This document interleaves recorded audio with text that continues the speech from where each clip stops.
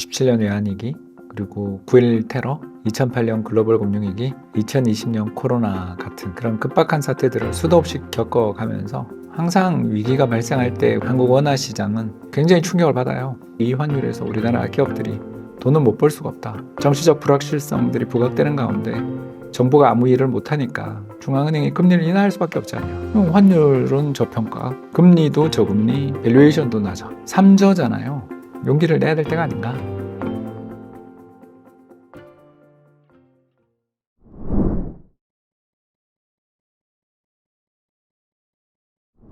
저도 되게 힘든데요. 여러분들한테 좀 힘이 되는, 그리고 공부할 거리들을 던져주는 영상을 오늘 준비했습니다. 지금 오늘 좀 주제를 잡아봤는데요. 1996년 그 어려웠던 시기랑 또 지금 이제 11월이 들어왔는데 지금의 또 시기랑 굉장히 또 닮은 점이 있다라고 말씀하셨는데 또 어떤 게 닮았는지 어떤 건 또 다른지 그런 내용을 오늘 다뤄보고자 합니다. 먼저 1996년은 어떤 해였나요?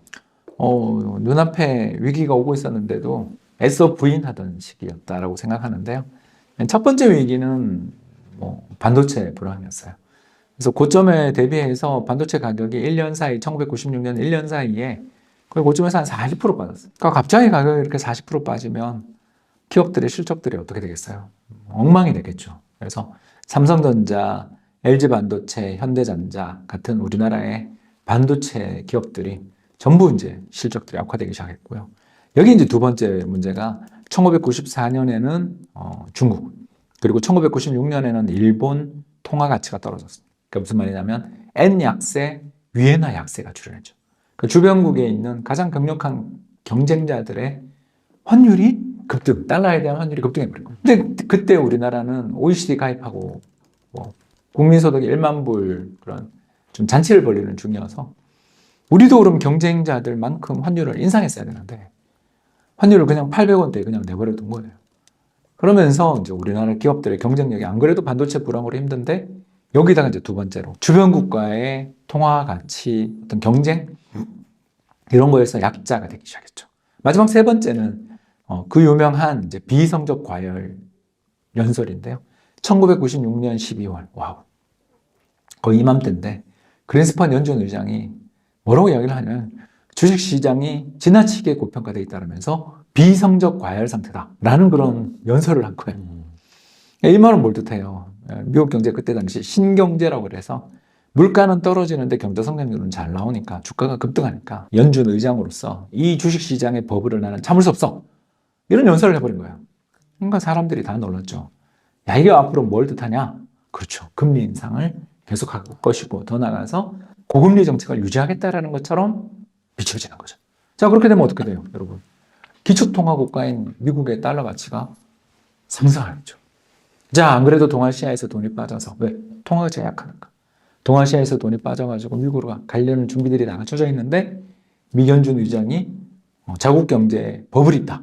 나 금리를 높게 유지하겠어. 이래버리니까 이제 그때부터 아시아 외환위기의 징후들이 도처에서 발생하기 시작했다고 볼 수 있습니다. 자, 그리고 이제 97년도에 또 어떠한 일이 결과적으로 있었는지 말씀해 주시면 좋을 것 같습니다. 이제 태국이 7월 달에 스타트를 끊었고요. 그래서 태국 외환위기 발생하고 좀 지나서 10월이 이제 우리나라가 살아날 수 있는 마지막 기회였는데 10월에 홍콩까지 공격을 받게 됩니다. 1997년 10월에 무슨 일이 있었냐 하면 바로 그때가 중국이 영국으로부터 홍콩의 어떤 그 통치를 이제 돌려받는, 영국의 식민지로 100년 동안 유지되던 그 지역을 중국에게 돌아가는 시기였습니다. 그래서 홍콩 반환이라는 이벤트가 있던 해였는데 그때 당연히 영국보다는 중국에 대한 신뢰가 낮잖아요. 그러니까 전 세계 환투기 세력들이 홍콩을 공격하기 시작했습니다. 어떻게 하냐면 홍콩 달러를 팔고 공매도를 치고 그래서 나가서 홍콩 주식시장에 있는 주식들을 선물 매도 포지션을 잡는 거죠. 그 과정에서 대폭락했습니다. 홍콩 증시 폭락하기 시작하고 연이어 대만, 인도네시아까지 위기에 빠지기 시작하니까 한국은 그때 뭐랄까요? 선제적으로 외환시장 개방하고 환율의 상단에 대한 통제 이런 걸 버리고 외환보유고를 지키는 방향으로 갔으면 어떻게 살았을 수도 있는데 그때 이제 우리나라 대통령 선거가 12월에 있었거든요. 그러니까 10월에 홍콩 환투기 받을 때, 공격 받을 때 큰일 났다는 걸 다 알았어요. 알았지만 그때 신속한 어떤 의사결정들이 이루어지기 어려웠던 상황이었던 거죠. 그러면서 그냥 계속 환율을 유지하기 위해서, 안정적으로 유지하기 위해서 계속 외환 보유고를 쏟아붓다가 이제 올인 났죠. 그리고 대통령 선거 직전에 IMF의 캉드시 총재가 와가지고 점령군으로 한국을 방문하는 국가 부도의 날을 겪게 되고, 그 뒤에 이제 여러 가지 일들을, 우리 구조조정 같은 것들을 겪게 되는 거죠. 이런 걸 보면 우리나라 그때 당시 우리나라가 운도 되게 없었고요. 그리고 더 나아가서 우리 경제를 위협하고 있던 이 세 가지 문제, 주변국 통화 가치의 하락이나 미국의 이 비성적 과열, 이걸 통한 고금리 정책, 여기다 반도체 불안 같은 요인들을 미리미리 알고 환율을 좀 조정을 한다든가, 더 나아가서 긴축적인 정책들을 펼쳤어야 되는데, 왜냐하면 경상 적자를 줄이기 위한 정책들을 펼쳤어야 되는데 그 다 못했죠. 결국 인재이자 운도 없었죠. 96년도랑 비슷하다고 말씀하셨어요. 현재가 97년도가 아니라. 그럼 96년도에 어떤 것과 지금이 좀 비슷한 상황일까요? 일단 우리나라 반도체 수출 제품 가격이 50% 넘게 빠졌죠. 삼성전자조차 반도체 부문 적자다.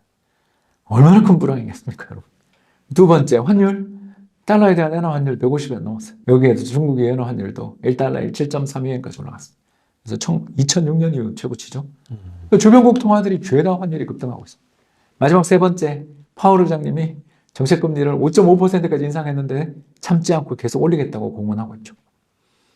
되게 닮지 않았어요? 근데 이제 우리나라의 펀더멘탈이 유일하게 차이인 거죠. 그때는 우리나라가 외부에서 오고 있는 이런 충격들에 대해서 그냥 가만히 있었어요. 지난 생각하면 왜 그랬나 싶은데 이제 그때는 다 이유가 있었겠죠. 근데 지금은 그때랑 좀 다른 면이 여러 가지 있죠. 첫 번째는 우리도 환율이 올랐다. 얼마 전에 환율 1,100원 밑에 있었지만 지금 1,300원대다. 일본 엔이나 중국 위엔화의 약세에 맞춰서 한국 원화도 약세. 그러니까 시장이 좀 유연해졌죠. 두 번째는 반도체 가격이 1996년보다 더 많이 빠졌는데도 불구하고 삼성전자 흑자다. 수출 플러스다. 이건 뭘 뜻하죠? 기업들의 경쟁력이 그때랑 비교가 안 돼. 이걸 알 수 있죠. 마지막 세 번째. 그러면 딴 나라들은 환율이 급등하는데 우리나라 환율은 그렇게 많이 안 오르는 이유가 뭐예요? 정부가 통제하나? 이런 분들이 있으신데 그런 게 아니고 우리나라의 대외 순금융 자산이 한 8천억 달러 가까이 되고, 옛날에는 우리가 딴 나라에다가 빚을 되게 많이 주고 있었어요. 외채가 많았죠. 근데 지금은 어때요? 채권 국가다. 딴 나라의 돈을 너무너무 많이 빌려줘서 우리가 소득 수지라고 들어보셨어요? 이자랑 배당금을 딴 나라로부터 엄청나게 받아들이고 있는, 우리는 이제 딴 나라에 투자해가지고 다른 나라에서 이자랑 배당 받아 먹고 사는 나라가 됐어요. 한마디로 말해서 그때랑 경제 여건은 너무너무 비슷한데 펀더멘탈의 차이가 꽤 있는 거죠. 따라서 나라가 망하는 데까지는 가지 않고 어떻게 됐죠? 주식시장이 고점에서 30% 빠진 거죠. 주식시장은 어쩔 수가 없어요. 왜? 반도체 가격이 반토막 나는데 주가가 어떻게 안 빠집니까? 다만 주가가 빠지긴 했지만 경제의 위기 상황으로 가지 않고 성장률도 그래도 3분기 연속 플러스 성장을 할 정도로 경제가 버티는 이유가 뭐냐? 펀더멘탈 때문이다라고 답을 드릴 수 있겠습니다. 그러면 1996년도의 상황과 오늘날은 비슷하지만 1997년도와 내년은 다를 것이다. 그렇게 보죠. 일단 이번에 2023년 10월 우리나라 수출이 드디어 전년 동기 대비 5.1% 플러스로 돌아섰습니다. 물론 작년이 좋았으니까 그러니까 작년이 그때부터 이미 나빴으니까 이제 기절 효과 때문이다 이렇게 이야기하는 분도 있습니다만, 그래도 이게 어디예요? 끝없이 감소하던 수출이 플러스로 돌아섰다. 특히 반도체 가격이 그렇게 많이 빠졌는데도 플러스로 돌아서고 요새 반등이 나온다. 이건 기본적으로 우리나라 기업들이 뭔가 대응을 잘하고 있고 또 높은 환율 덕분에 돈도 벌기 시작했다라는 징후로 볼 수 있죠. 여기에 우리나라의 대외 순자산 같은 경우도 해외에서 투자를 이렇게 많이 해놓으니까 우리나라 경상흑자를 유지하는 밑바탕이 되고 있다는 점도 생각해 볼 필요가 있겠죠. 그래서 저는 1996년 같은 위기는 이미 왔었어요. 그러나 펀더멘탈이 좋아서 주가가 그래도 30% 폭락하는 정도로 막았다. 여기서 더 나빠질 것은 당연히 경제가 어렵고 반도체 가격이 폭락한 다음에는 분명히 그 뒤에 후폭풍이 있습니다. 그러나 그렇다 하더라도 건설 회사들, 자동차 회사들이 연쇄적으로 부도나던 1997년과 그래도 조금은 다르지 않겠냐. 우리나라도 분명 내년에 부동산 PF 문제, 가계부채 문제들이 득실득실거리는 거 인정해요. 그런데 여러분, 카드 위기 터지고 이런 여러 가지 위기가 있었던 2000년대를 돌이켜보면 그때 밸류에이션이 되게 쌌고 그때 이후 주식시장이 되게 좋아지는 것을 볼 수가 있었어요. 왜? 경제가 계속되는 위기 속에서 건전해지고 금융기관들의 어떤 뭐 구조조정 이런 것들을 달성해 나가면서 경제가 턴어라운드 한 것처럼 지금 우리에게 오고 있는 위기는 분명히 위험하고 어려운 것이지만 이걸 극복해 나가는 과정 속에 있고 이 뒤에는 기업들의 경쟁력 강화, 금융기관의 건전성 강화, 국가 경제의 체질 개선으로 연결될 여지들도 있기 때문에 너무 비관적으로 안 봤으면 좋겠다. 이런 말씀 드리고 싶습니다. 방금 박사님 말씀대로라면은 하지만 97년도와는 다른 24년도가 될 테다라고 하셨는데 그러면은 96년도와 지금 비슷한 2023년도에 현재는 투자하기 적기가 아닐까라는 생각도 드는데 아직인가요? 아니요, 저는 부동산은 좀 비관적으로 보는데 주식은 좋게 보는 면이 있습니다. 근데 주식을 좋게 보는 첫 번째 이유는 수출 회복이고요. 우리나라가 중국 경기가 되게 어렵고 반도체 가격이 거의 반토막 났는데도 불구하고 수출이 플러스 났다. 이건 우리나라 기업들의 경쟁력 개선된 것은 인정해야 되고 더 나아가 미국 등 선진국 경기가 좋아지고 있다는 점 때문에 우리나라 수출이 더 급락하기보다는 턴어라운드 하는 과정이 있지 않냐.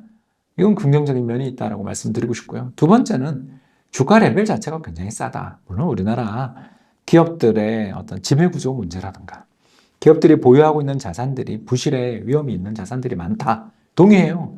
그렇지만 주당 순자산 가치 기준으로 해서 0.83, 0.84 정도까지 지금 내려온 것으로 보이는데 다시 말해서 10,000원짜리의 자산을 들고 있는 기업의 주가가 지금 8,300원 정도인 거예요. 이게 너무 싼 거죠.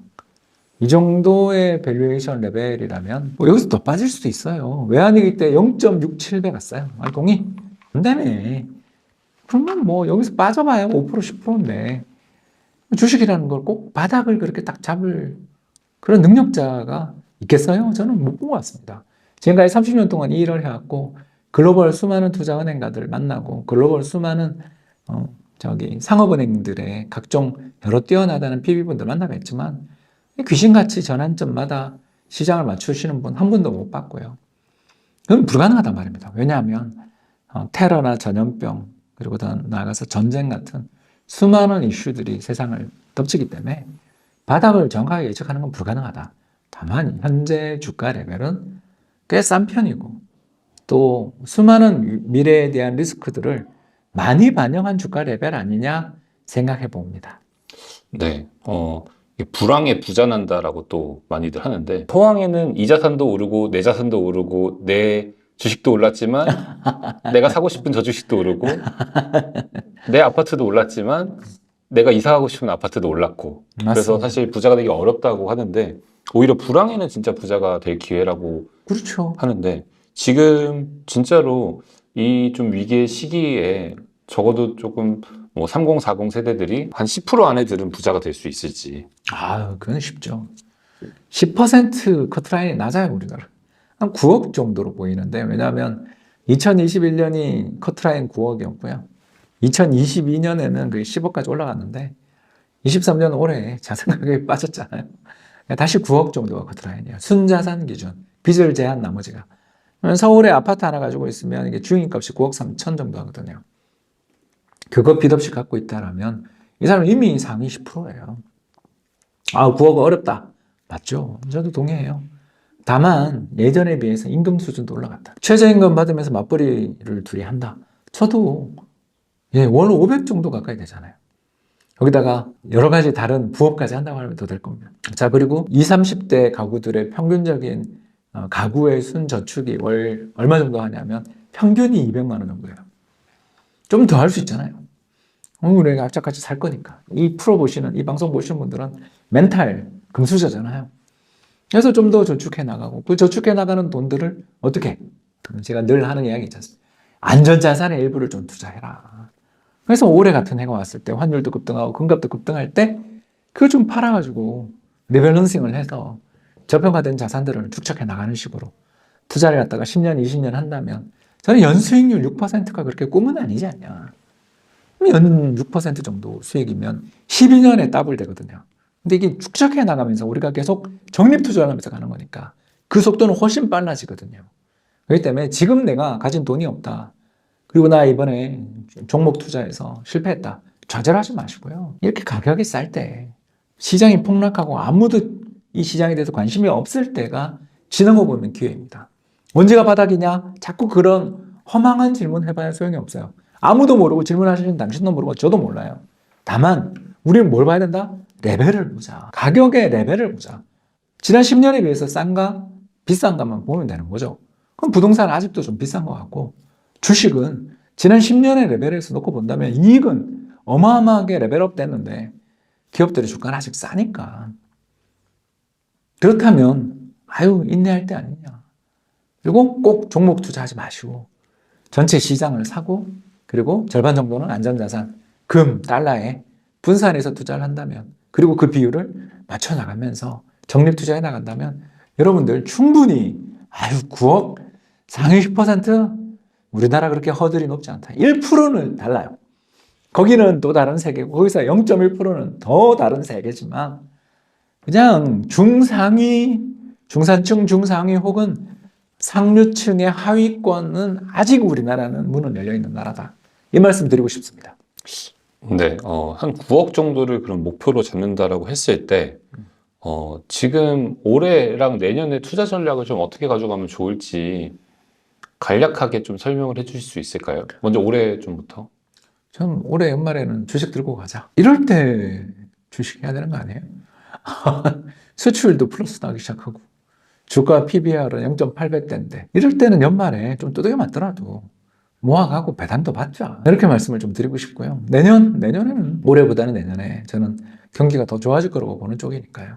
이거는 저희들 우리 유튜브에서 내년 경제 전망 특집에서 자세히 말씀드리겠습니다만 단 수출이 올해보다 내년이 더 나쁠 것 같지는 않다.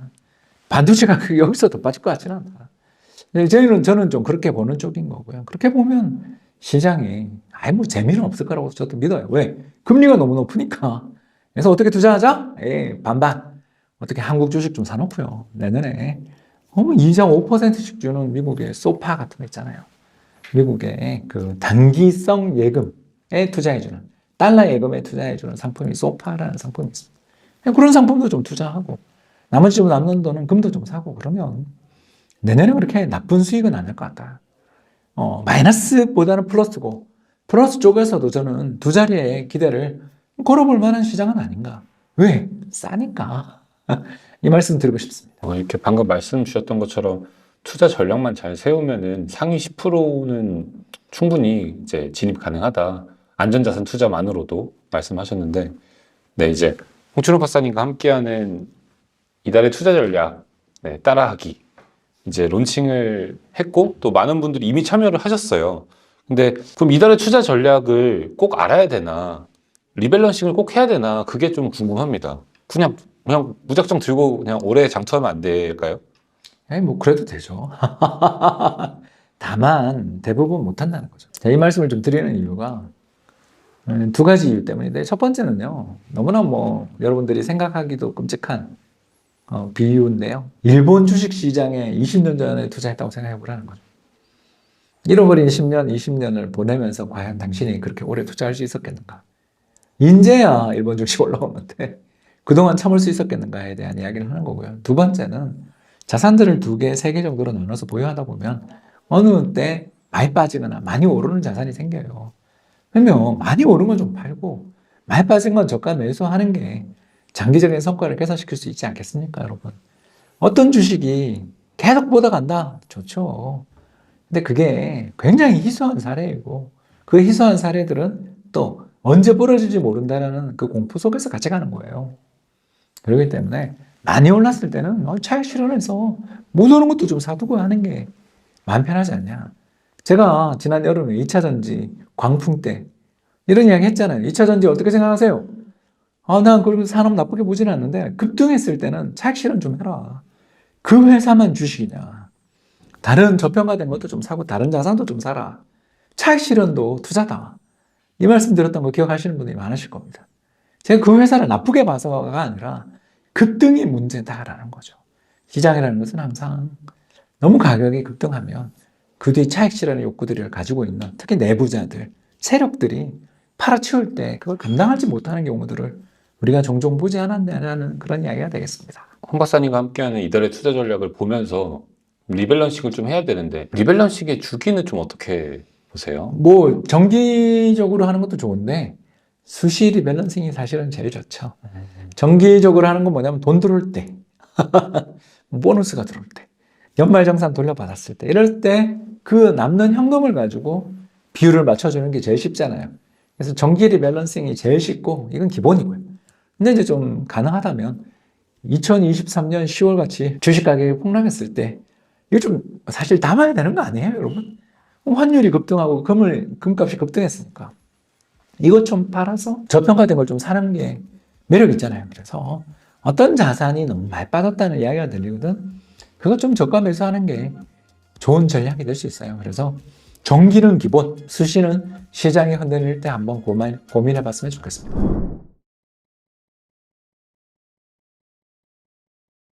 안녕하세요. 32년 차 이코노미스트 옴춘욱입니다. 제가 1993년 12월 4일 날 금융연구원에 출근했거든요. 그래서 12월 4일만 되면 되게 뭔가 이상한 감정에 휩싸이게 되는데 이번은 3일 날이 그 계엄이었고 4일 날 아침에 새벽에 해제됐잖아요. 그런 상황이어서 32년 차를 맞이한 소회도 밝힐 시간이 없었어요. 오늘 특별히 긴급한 시장 상황에 맞춰서 오늘 김 PD님하고 여러 시장 이슈에 대해서 이야기해보는 시간을 갖도록 하겠습니다. 최근에 저희가 이제 정치적인 혼란 외에도 원달러 환율 상승이라던가 한국은행의 갑작스런 금리 인하 뭐 여러 가지 지금 문제들이 혼재되고 있는데요. 저희 구독자들을 위한 메시지 한번 주시면 감사하겠습니다. 제가 32년 동안 이 일을 하면서 경제 분석가 일을 하면서 느꼈던 것 중에 하나가 뭐냐면 공포가 극에 도달했을 때 그때가 좋은 투자 기회가 되는 경우들이 너무 많더라. 뭐 97년 외환위기, 그리고 9.11 테러, 2008년 글로벌 금융위기, 2020년 코로나 같은 그런 급박한 사태들을 수도 없이 겪어가면서 항상 위기가 발생할 때 우리 자산시장, 한국 원화 시장은 굉장히 충격을 받아요. 위험자산이라 그렇죠? 근데 이 위험자산의 또 좋은 점이 뭐냐면 반등도 잘 나온다. 물론 뭐 지난 봄에 갔던 2,900을 언제 회복할지는 저도 모르겠습니다만 반등도 잘 나오는 시장의 특성들을 가지고 있고 또 우리나라 국민들이 이렇게 똑똑한데 정치인들이 이상한 선택을 계속하지는 않지 않겠나 그렇게 기대해 봅니다. 여러분 힘내셨으면 좋겠습니다. 외신에서는 아무래도 한국 시장을 볼 때 코스피가 월요일 같은 경우는 막 2,300까지도 갈 수 있다 이런 하방의 위험성에 대해서 좀 알리는 기사들도 많이 나고 했었어요. 근데 오늘 같은 경우는 다시 좀 회복을 한 모습입니다. 국내 증시에 대해서 시장에 대해서 물론 예측하기는 어렵겠지만 그래도 과거에 비롯해서 봤을 때 이게 좀 장기적으로 보이는 측면인지 혹은 어느 정도 또 개선이 될 수 있는 부분인지 궁금한데요. 저는 월요일 날 주식을 샀고요.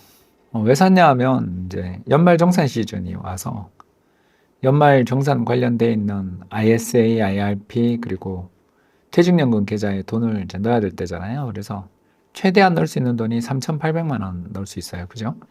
그래서 그 3,800만 원을 언제 넣을까 고민을 하고 있었는데 물론 이제 바쁘다는 핑계로 못 넣고 있었는데 그래서 월요일 날 넣어서 대부분 국내 주식을 샀고요. 물론 이제 IRP 같은 경우는 안전자산 30% 규정이 있어서 미국채 코스피 혼합 ETF가 또 있어요. 그건 안전자산으로 분류되니까.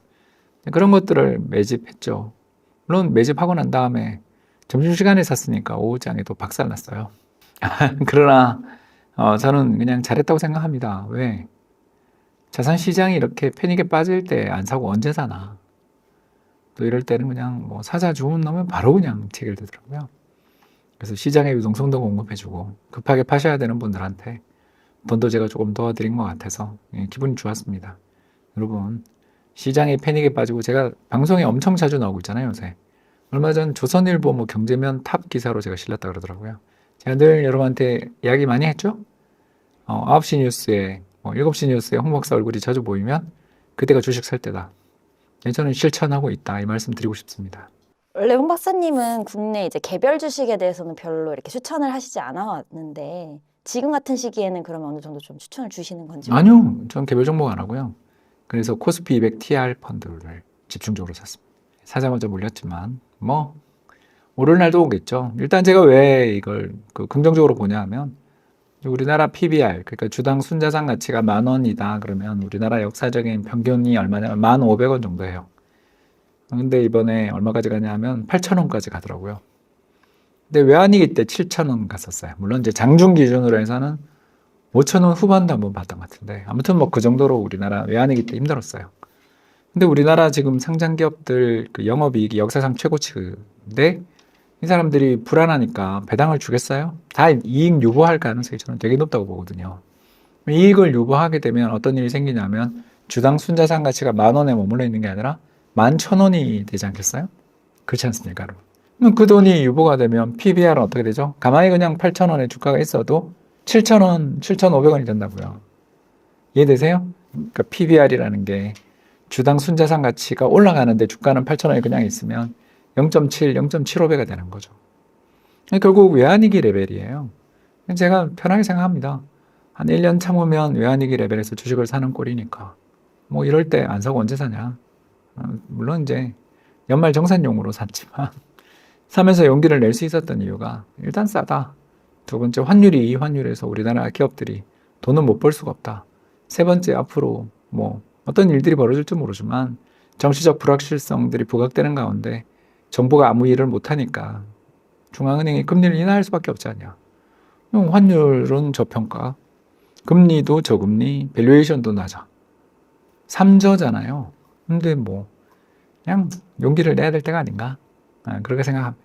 만약에 지난 시기에 홍 박사님이 계속 말씀 주셨던 어떤 ETF 포트폴리오 전략을 세워왔다면 저희 구독자분들은 조금이라도 좀 안정적인 포트폴리오를 구축했을 수 있었을지 궁금한데요. 예, 뭐 저희 프리즘 성과 보시면 알죠. 그 탄핵 이후에 수익이 더 좋아졌어요. 왜 그러냐면 안전자산, 금과 일본엔, 미국 달러 같은 자산에 투자 비중이 거의 절반 이상이니까 한국 국내 주식 투자 비중은 원래 뭐 10% 초반 정도밖에 안 돼요.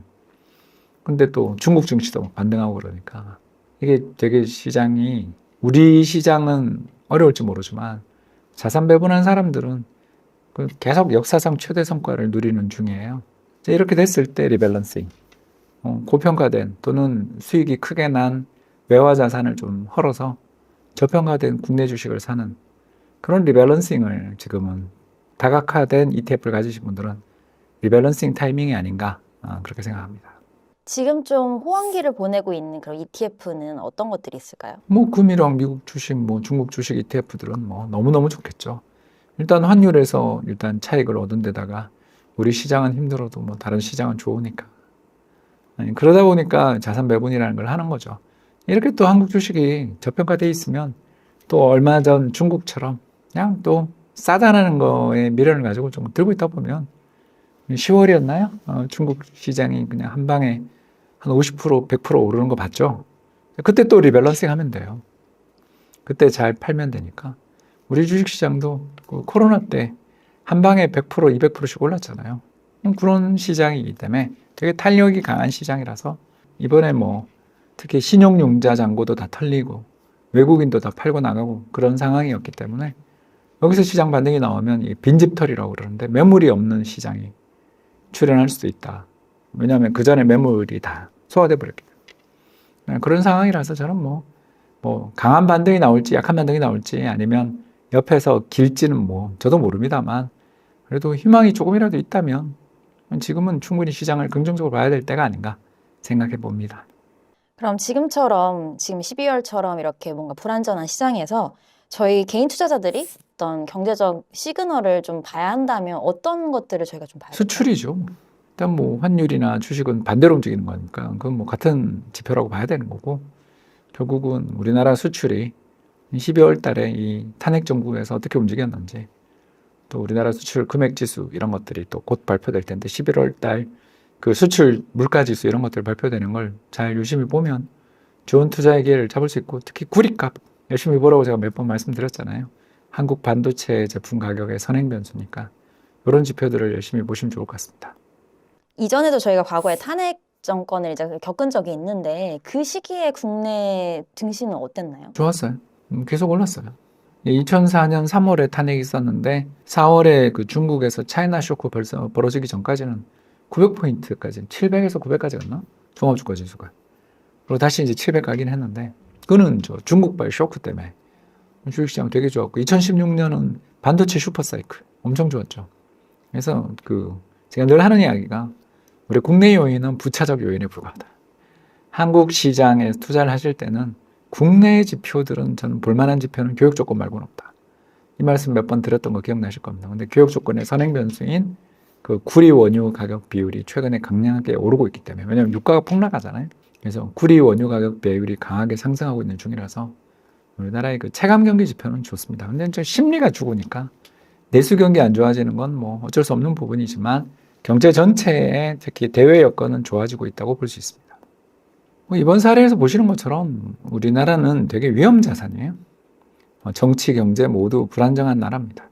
물론 이제 외환 보이거나 뭐 이런 건 튼튼하지만, 이런 상황임을 우리가 좀 잘 감안해서 우리 경제가 펀더멘탈은 튼튼하지만 자산 시장은 굉장히 큰 변동성에 놓일 수 있다는 점을 명심하시고 부디 안전자산 포트폴리오를 좀 가지고 계셔서 이런 기회에 오히려 저가 일수할 수 있는 그런 여력, 능력들을 갖추셨으면 하는 바람입니다.